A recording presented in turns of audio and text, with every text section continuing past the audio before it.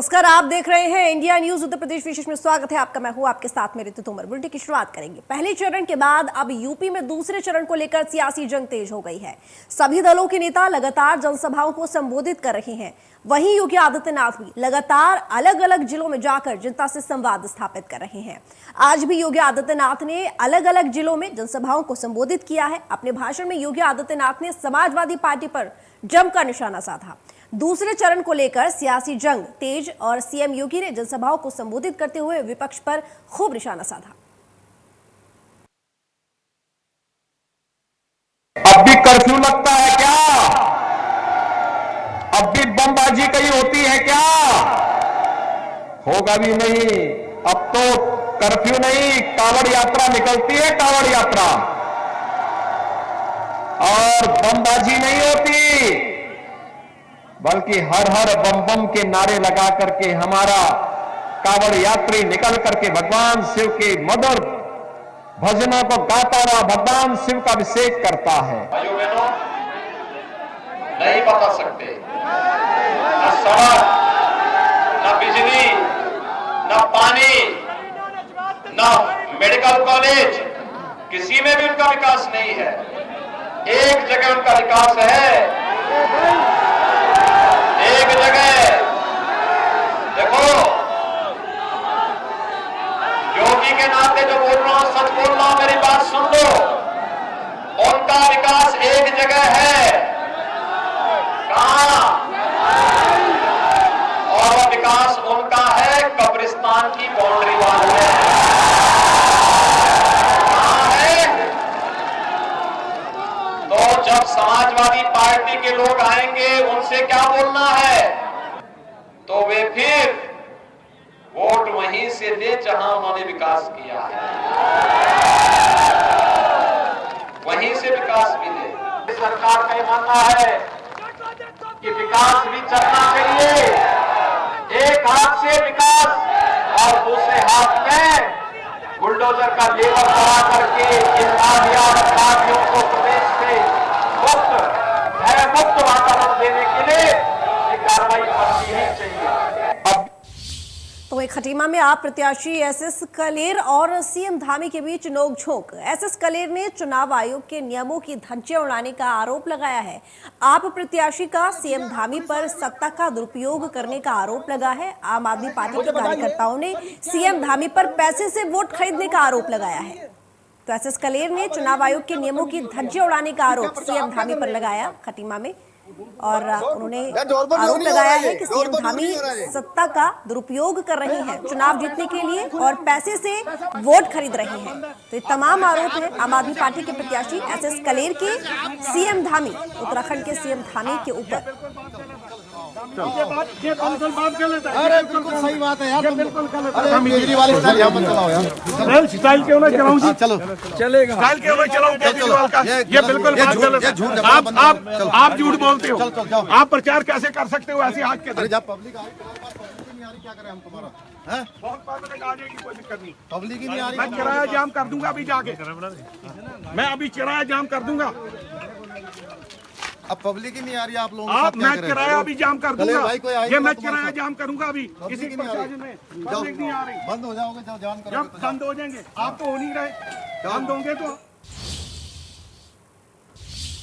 तो वहीं अयोध्या में श्री राम जन्मभूमि तीर्थ क्षेत्र ट्रस्ट की तरफ से राम मंदिर की 3D वीडियो जारी की गई है। वीडियो में दिखाया गया है कि निर्माण के बाद राम मंदिर कैसा दिखेगा। इस वीडियो को श्री राम जन्मभूमि तीर्थ क्षेत्र ट्रस्ट के महासचिव चंपत राय ने जारी किया है। और आपको बता दें कि अयोध्या में बहुत ही तेजी से राम मंदिर का निर्माण कार्य जारी है और 2023 के अंत तक इसे भक्तों के लिए खोलने की तैयारियां भी चल रही हैं।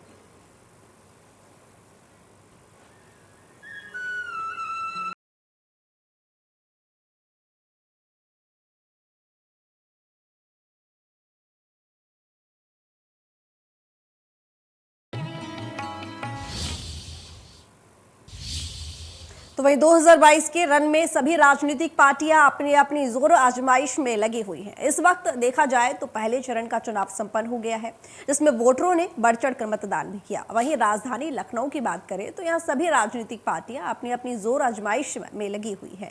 खास तौर पर अगर हम सरोजनी नगर विधानसभा क्षेत्र की बात करें तो यहाँ से बीजेपी ने राजेश्वर सिंह को चुनाव मैदान में उतारा है, तो लगातार अपने क्षेत्र को मजबूत करने में वो लगे हुए हैं।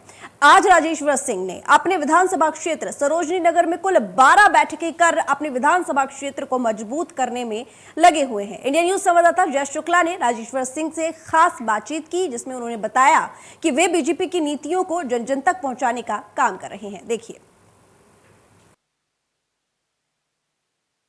चुनावी रण के बीच में हर एक जो भी प्रत्याशी है वो अपने अपने क्षेत्र को मजबूत करने में लगा हुआ है। इस वक्त की बात करें तो हम सरोजनी नगर विधानसभा में हैं और यहाँ पर जो बीजेपी के प्रत्याशी हैं राजेश्वर सिंह, उनकी ये चुनावी सभा रही है। यहाँ पर उन्होंने यहाँ पर एक बैठक की है और उनसे बात करने की कोशिश करते हैं, उनसे बात करते हैं। हमारे साथ बात करने के लिए राजेश्वर सिंह है। सर, किस तरह से अपने क्षेत्र को मजबूत करने में लगे हुए हैं आप?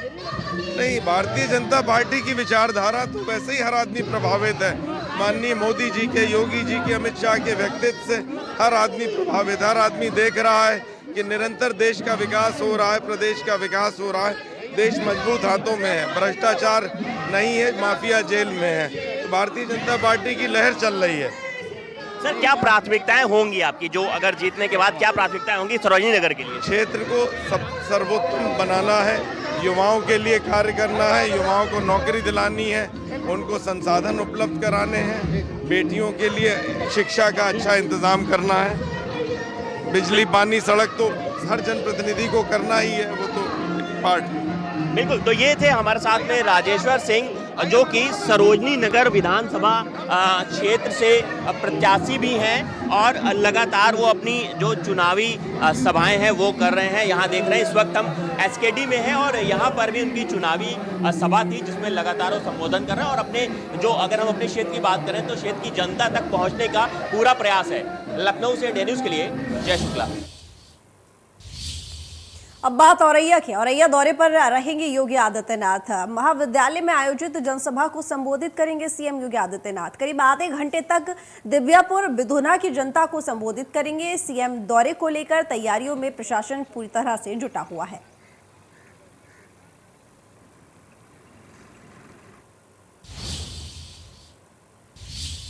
अब खबर कानपुर से। छत्तीसगढ़ सीएम भूपेश बघेल पहुंचे कानपुर। कांग्रेस प्रत्याशी करिश्मा ठाकुर के प्रचार के लिए वो कानपुर पहुंचे। काली मठिया चौराहे से पैदल डोर टू डोर कैंपेन किया। जनसंपर्क करने के बाद विजयनगर में जनसभा को संबोधित भी करेंगे, जिसके बाद कानपुर देहात सिकंदरा के लिए रवाना हो जाएंगे। कांग्रेस हाईकमान ने भूपेंद्र बघेल को अपना स्टार प्रचारक बनाया हुआ है उत्तर प्रदेश चुनाव में। जैसा कि आप जानते हैं, आज कानपुर के गोविंद नगर विधानसभा में छत्तीसगढ़ के जो मुख्यमंत्री हैं भूपेश बघेल जी आपको दिखाना चाहेंगे, जो यहाँ जनसंपर्क कर रहे हैं और लोगों से कांग्रेस के लिए वोट मांगने की अपील कर रहे हैं। आपको दिखा दूं, काफ़ी संख्या में यहाँ कार्यकर्ताओं की भीड़ है। छत्तीसगढ़ के सीएम भूपेश बघेल जी आज कानपुर पहुँचे हुए हैं। यहाँ पर गोविंद नगर विधानसभा जो यहाँ की प्रत्याशी हैं करिश्मा ठाकुर, उनके लिए समर्थन मांग रहे हैं और लगातार लोगों से अपील कर रहे हैं कि कांग्रेस पार्टी को वोट देकर और जो उनके प्रत्याशी कांग्रेस के उनको जिताया। आप देख सकते हैं जो लंबी एक कतार दिख रही है कांग्रेस के कार्यकर्ता हैं। कहीं ना कहीं भीड़ जो है वो काफ़ी संख्या में देखने को मिल रही है।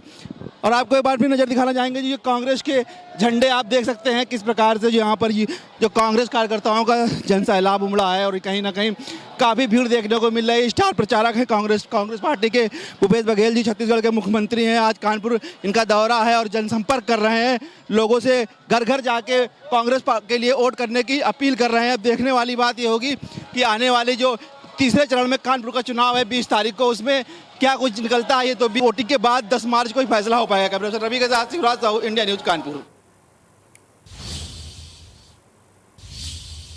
आगे बढ़ेंगे। सोनभद्र के थाना घोरावल और एसओजी पुलिस को एक बड़ी सफलता मिली है। घोरावल थाना क्षेत्र निवासी स्वर्ण व्यवसायी से मिर्जापुर वेब सीरीज देखकर 1 करोड़ की फिरौती मांगने वाले 2 युवकों को पुलिस ने गिरफ्तार कर लिया है। और एएसपी ने बताया कि दोनों ही युवक सुल्तानपुर जनपद के रहने वाले थे। प्रतापगढ़ जिले में जाकर चोरी के मोबाइल से उन्होंने सोनभद्र के व्यवसायी से 1 करोड़ की फिरौती मांगी थी, जिसमें पुलिस को बड़ी सफलता मिली है।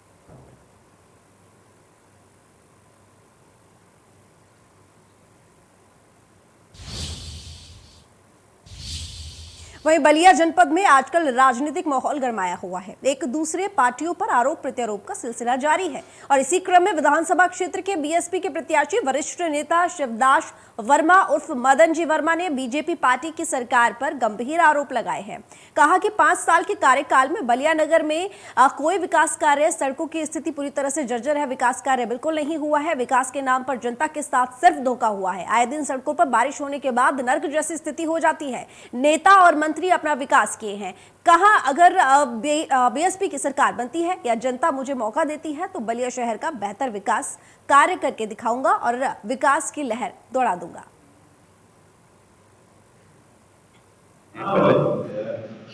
परिचय बता दें। हाँ, शिवदास उर्फ मदन वर्मा, 361 नगर विधानसभा बलिया जी। आप बीएसपी का तो एजेंडा हमेशा ही रहता है कि बहुजन हिताय बहुजन सुखाय, सभी वर्गों को साथ लेकर के चलने का और विकास कार्य करने का और कानून व्यवस्था का मुद्दा बीएसपी के शासनकाल लोगों ने, यहाँ की प्रदेश की जनता ने भली बात देख लिया है कि बहन जी किस तरह से शासन चलाती हैं। 4 बार हमारी बहन सुश्री मायावती जी मुख्यमंत्री रह चुकी हैं। जनता उनसे अनभिज्ञ नहीं है। लोग कानून व्यवस्था की ही डिंग हाँकते हैं कि हमारे शासनकाल में बहुत बढ़िया कानून व्यवस्था है, बहुत बढ़िया कानून व्यवस्था है, लेकिन इससे कई गुना बेहतर व्यवस्था हमारे बहन जी के शासनकाल में रहा है। संत रविदास जयंती के रविवार को नमामि गंगे के सदस्यों ने संत रविदास घाट के 80 घाट तक स्वच्छता अभियान चलाया। गंगा किनारे पड़े कूड़े कचरे को समेटकर कूड़ेदान तक पहुंचाया।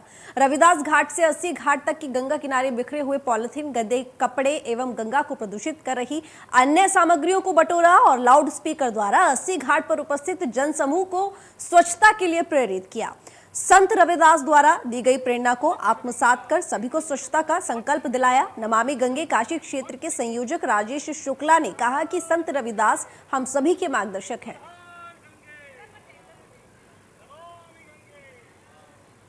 16 फरवरी को माघी पूर्णिमा के साथ साथ संत गुरु रविदास जी की जयंती भी है और हम नमामि गंगे टीम के सदस्यों ने निश्चय किया कि आज संत रविदास घाट से लेकर के 80 घाट तक की स्वच्छता करेंगे और इसी परिप्रेक्ष्य में हमने आज अपने 80 घाट से लेकर रविदास घाट तक गंगा तलहटी के किनारे साफ सफाई की है और यह संदेश देने का प्रयास कर रहे हैं कि संत रविदास जी भी कहीं ना कहीं से यह चाहते थे कि हम स्वच्छ रहें और गंगा का किनारा स्वच्छ रखना तो बहुत ज़रूरी है क्योंकि गंगा मैया हमारी आस्था और अर्थव्यवस्था दोनों हैं। कहते हैं ना कि कठौती में गंगा तो सब मन चंगा, ऐसी कामना के साथ हम सभी सबसे अपील भी कर रहे हैं या प्रार्थना भी करते हैं कि संत रविदास जी के पद चिन्हों पर चलते हुए, उनके द्वारा दिए गए संदेशों का पालन करते हुए हमें अपनी गंगा मैया का किनारा स्वच्छ रखने में सबका योगदान चाहिए। जन सहभागिता गंगा मैया के निर्मलीकरण में बहुत जरूरी है।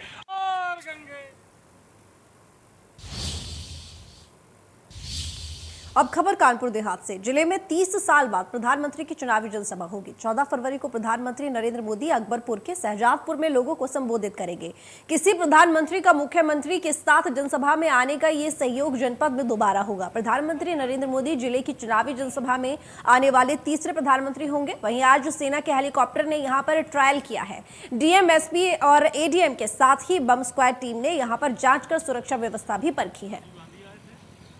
उत्तर प्रदेश में चुनावी बिगुल बच चुका है। उसी को देखते हुए कानपुर देहात में भी तिथि फेस में 20 फरवरी को यहाँ पर वोटिंग होनी है। उसी को देखते हुए कानपुर देहात की सरजमी पर 30 साल बाद कोई प्रधानमंत्री कानपुर देहात की सरजमी पर पहुंचेगा और जो यहाँ पर करीब 1 लाख की संख्या पर लोग बागों को संबोधित करता हुआ नजर आएगा। आप देख सकते हैं इस समय वहीं मंच स्थल पर हम लोग मौजूद हैं। आप देख सकते हैं सामने मंच बनाया गया है जिसमें आप साफ तौर से लिखा है सोच ईमानदार, काम असरदार, यूपी फिर मांगे भाजपा सरकार। आप देख सकते हैं पूरी यहाँ पर तैयारियां फुल रूप से की जा चुकी हैं। करीब कल 12 बजे यहाँ पर प्रधानमंत्री पहुंचेंगे और जनसभा को संबोधित करते हुए नजर आएंगे। माना यह भी गया है कि उत्तर प्रदेश के मुख्यमंत्री योगी आदित्यनाथ भी उनके साथ इस जनसभा पर मौजूद रहेंगे। आप देख सकते हैं यहाँ पर बाईं तरफ हम आपको दिखाएंगे, यहाँ पर 3 हेलीपैड बनाए गए हैं जहाँ से वो बाई फ्लीट इस मंच पर आएंगे और जनता को संबोधित करेंगे। आप देख सकते हैं यहाँ पर करीब 1 लाख कुर्सियाँ डाली गई हैं जिस पर यहाँ पर जनता बैठेगी और करीब कानपुर देहात बुंदेलखंड क्षेत्र से करीब 16 जिलों के प्रत्याशी इस मंच पर मौजूद रहेंगे और प्रधानमंत्री उनके लिए वोट मांगते हुए नजर आएंगे। कानपुर देहात से इंडिया न्यूज, उमंग अग्रवाल। अब बात बदायूं की। विधानसभा चुनाव के दूसरे चरण में बदायूं में कल मतदान होना है। 6 विधानसभाओं के 2734 मतदेय स्थल पर यह मतदान होगा। डीएम और एसएसपी ने बदायूं के मंडी परिषद में पहुंचकर जायजा लिया। मंडी परिषद से ईवीएम और चुनाव सामग्री लेकर रवाना। पोलिंग पार्टियां पोलिंग स्टेशन पर रवाना हो गई हैं।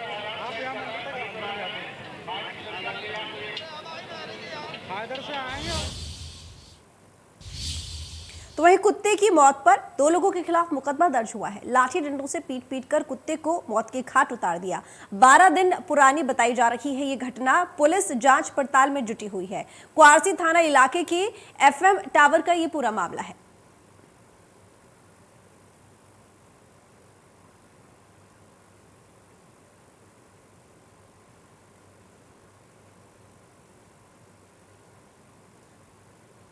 तो बता दें कि 12 दिन पुरानी ये घटना बताई जा रही है, जहां पर एक कुत्ते को 2 लोगों ने मौत के घाट उतार दिया पीट कर। उनके खिलाफ एफआईआर दर्ज की गई है, मुकदमा दर्ज किया गया है। लगभग बताया जा रहा है कि 12 दिन हो गए हैं इस घटना को। तो लाठी डंडों से पीट कर एक कुत्ते को मौत के घाट उतारा। 2 लोगों के खिलाफ इस पूरे मामले को लेकर मुकदमा दर्ज हुआ है। 12 दिन पहले की पूरी घटना बताई जा रही है। पुलिस जांच पड़ताल में जुटी हुई है।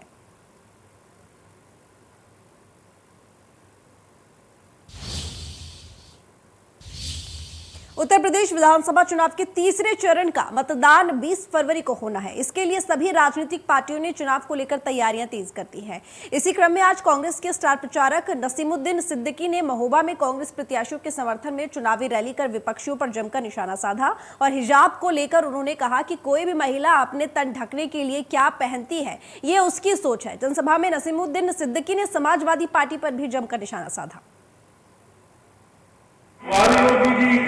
क्या कहूं मैं, आज किसान परेशान, मजदूर परेशान, व्यापारी परेशान, कर्मचारी परेशान, महिलाएं परेशान, युवा परेशान। अरे मेरे नौजवान बच्चों, आपका जोर देख करके तो मैं आपको सल्यूट करता हूं। जो हमारे नौजवान बच्चे में थे, हालांकि मैं सभी को सल्यूट करता हूं, लेकिन नौजवान बच्चे तुम्हारी भी रास्ता बंद कर दी होगी। एक कायदा पास कर दिया कि अब सरकारी नौकरियां नहीं निकलेगी। अब सरकारी नौकरी नहीं निकलेगी। योगी जी मोदी जी चाहे जितने अगर बात हो कि सरकारी नौकरी नहीं मिलेगी, नहीं निकाली जाएगी, मिलेगी कहां से?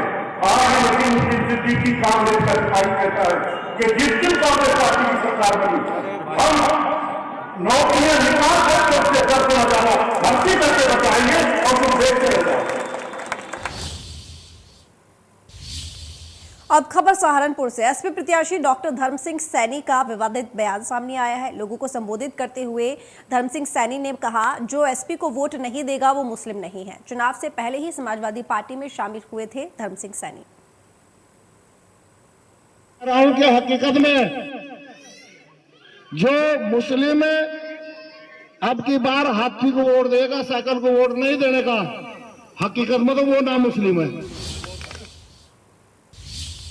तो वहीं सुल्तानपुर में पूर्व केंद्रीय मंत्री और बीजेपी सांसद मेनका गांधी ने जयसिंहपुर, कादीपुर और लंबुआ विधानसभाओं में नुक्कड़ सभाओं को आयोजित कर पार्टी प्रत्याशियों के लिए समर्थन और वोट मांगा है। वहीं समाजवादी पार्टी के पूर्व विधायक रामचंद्र चौधरी कादीपुर में सांसद मेनका गांधी के सामने भारतीय जनता पार्टी में शामिल हुए। पूर्व केंद्रीय मंत्री और सांसद मेनका संजय गांधी ने जयसिंहपुर विधानसभा के मानव पट्टी तिराहा और आलापुर में नुक्कड़ सभाओं को संबोधित करते हुए कहा कि मेरे लिए एक एक इंसान महत्वपूर्ण है। मुझे परवाह नहीं कि कौन किस जाति का है, किसी ने वोट दिया कि नहीं दिया, मैं केवल लोगों का दुख पूछकर मदद करती हूं। मेनका गांधी ने नुक्कड़ सभा को संबोधित करते हुए कहा कि पार्टी प्रत्याशी राजेश गौतम और सीताराम वर्मा को वोट देकर एक ऐसा जनसेवक चुने जो आपके मददगार के रूप में सदैव काम कर सके।